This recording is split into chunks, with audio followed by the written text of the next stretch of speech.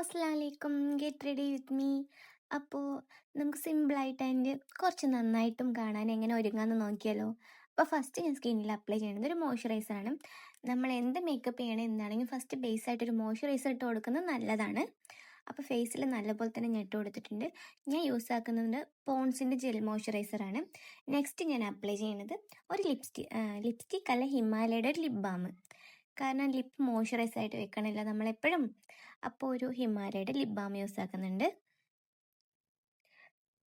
പിന്നെ നമ്മൾ lipstick apply ചെയ്യുന്നതിന് മുന്നേ എപ്പോഴും ഒരു ലിപ് ബാം ഇടുന്നത് നല്ലതാണ്.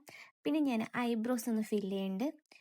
കണ്ടില്ലേ, നമ്മുടെ ഐബ്രോസ് ഫില്ല് ചെയ്യുമ്പോൾ തന്നെ നമുക്ക് നല്ലൊരു ഷേപ്പും നല്ലൊരു ഡാർക്ക്നെസ് ഒക്കെ കിട്ടും.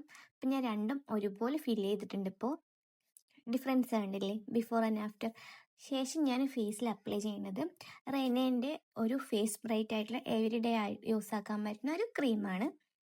നല്ല അത്ര തിക്നെസ് ഒന്നും അല്ലാതെ നല്ല സോഫ്റ്റ് ആയിട്ടുള്ളൊരു ക്രീമാണ്. റീസെൻ്റായിട്ട് ഞാൻ യൂസ് ആക്കാൻ തുടങ്ങിയതാണ്. പക്ഷെ നന്നായിട്ടുണ്ട്, എനിക്ക് ഇഷ്ടപ്പെട്ടു. അപ്പോൾ നിങ്ങൾക്കും കൂടി കാണിച്ചു തരാൻ പറഞ്ഞു. ഫെയർ സ്കിൻ ആയിട്ടുള്ളവർക്കും കുറച്ച് കുഴപ്പമില്ലാത്ത അത്ര ഡസ്കി സ്കിൻ അല്ലാത്തവർക്കൊക്കെ യൂസ് ആക്കാൻ പറ്റുന്ന നല്ലൊരു ക്രീമാണ് കേട്ടോ. അതുപോലെ തന്നെ നല്ല അഫോർഡബിൾ പ്രൈസ് റേഞ്ചിലോ വരുന്നത്. അപ്പോൾ ഇതിൻ്റെ ഡീറ്റെയിൽസ് വേണമെങ്കിൽ പറഞ്ഞാൽ മതി, ഞാൻ സെപ്പറേറ്റ് ആയിട്ടൊരു വീഡിയോ. അപ്പോൾ ഫേസിലും നെക്കിലൊക്കെ നന്നായിട്ട് അപ്ലൈ ചെയ്യണം.